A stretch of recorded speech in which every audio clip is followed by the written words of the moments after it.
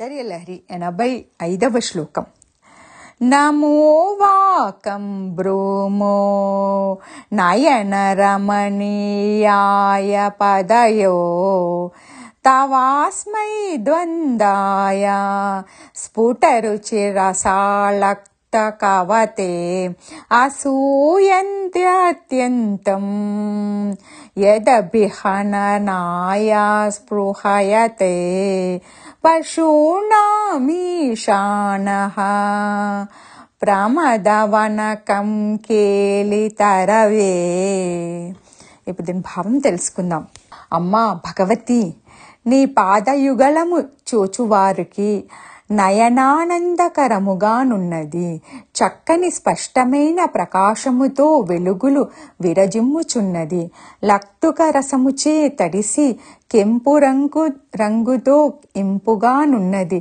నీ పాదతాడమును ఎప్పుడునూ పొందు అవకాశము కలిగిన అలరుల తోటలోని అశోక వృక్షములను గాంచి అసూయ కలిగి శివుడు నీ పాదతాడమును తనకును చెందవలెనని తహతహలాడుచున్నాడు.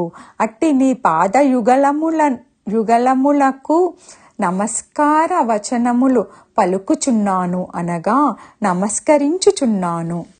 సౌందర్యలహరి 86వ శ్లోకం. మృషా కృత్వా గోత్రస్ఖలనమథ వైలక్ష్యనమితం లలాటే భక్తారం చరణకమలే తాడయతి తే చిరాదంతక్షల్యం దహనకృతమున్మూలితవతా తులాకోటిక్వాణైః కిలికిలితమీశానరిపునా. ఇప్పుడు దీని భావం తెలుసుకుందాం.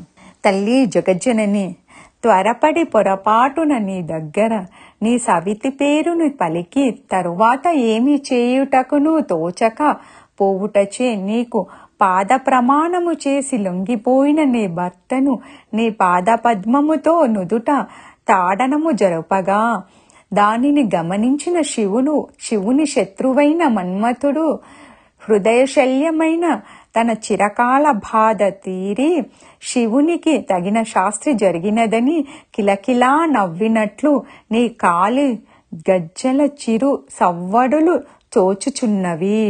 సౌందర్యలహరి 87వ శ్లోకం. హిమాని హంతవ్యం హిమగిరి నివాసైక చతురౌ నిశాయాం నిద్రాణం నిశిచరమ భాగే చ విశదౌ వరం లక్ష్మీ పాత్రం శ్రియమితి సృజంతౌ సమయినాం సరోజం తత్పాదౌ జనని జయతశ్చిత్రమిహ కిం.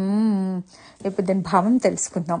తల్లి జగజ్జనని, నిత్యము మంచుకొండ యందు నివసించుచు సంచరింపగలవియు రాత్రిపూట రాత్రి చివర భాగ సమయములలో కూడా ప్రకాశ వికాస అనుగ్రహము కలవి సమయాచార పరులకు సిరు సంపదలను మిక్కుటముగా కలగజేయునవియు అయిన నీ అడుగులు